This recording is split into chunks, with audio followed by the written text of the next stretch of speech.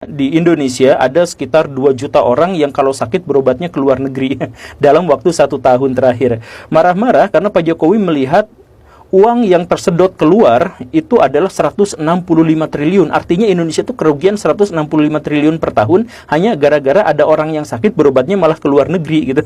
Padahal kata Pak Jokowi dan kata Pak Idi, itu dokter-dokter Indonesia itu sebenarnya sama baiknya dengan dokter-dokter Singapura, sama baiknya dengan dokter-dokter Malaysia. Kenapa kalau sakit malah berkunjungnya ke sana gitu. Nah, ternyata usut punya usut, banyak sekali orang-orang yang mengaku bahwa kalau kita berobatnya ke luar negeri, ke Malaysia khususnya atau Singapura, maka ongkosnya itu jauh lebih murah daripada berobat di dalam negeri gitu.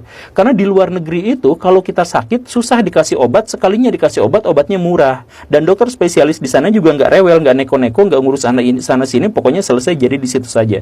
Sedangkan di Indonesia udah administrasinya ribet, bayarnya juga sangat-sangat mahal, dan lagi-lagi ketergantungan pada obat lagi gitu. Nah, kenapa bisa seperti itu? Akhirnya ditemukanlah, sebenarnya bukan ditemukan, terindikasi kuat deh, ada suap dari perusahaan farmasi kepada dokter-dokter di Indonesia yang mengakibatkan pelayanan di rumah sakit di Indonesia plus dengan obatnya itu 50% lebih mahal daripada seharusnya. Karena apa ya? Karena ada suap tadi. Jadi sales-sales dari perusahaan farmasi itu datang ke dokter, kemudian menyuap mereka agar menggunakan obat yang dimaksud. Dan karena ada suap di situ, ada uang yang di balik meja itu, maka harga perawatan dan harga obat membumbung tinggi. Yang ya ceritanya seperti itu. Dan itu sudah saya sampaikan di episode yang ini. Basicnya adalah data-data yang dikumpulkan oleh majalah Tempo tahun 2015. Nah, ini menurut Baraya, masalahnya itu apa? Kerugian negara di Indonesia itu masalahnya apa? Masalahnya sistemkah? Bukan. Ini bukan masalah sistem. Ini masalah sumber daya manusia Indonesia yang tidak jujur. Dan siapa yang dirugikan dalam hal ini? Negara. Karena setiap tahun kehilangan duit 165 triliun rupiah.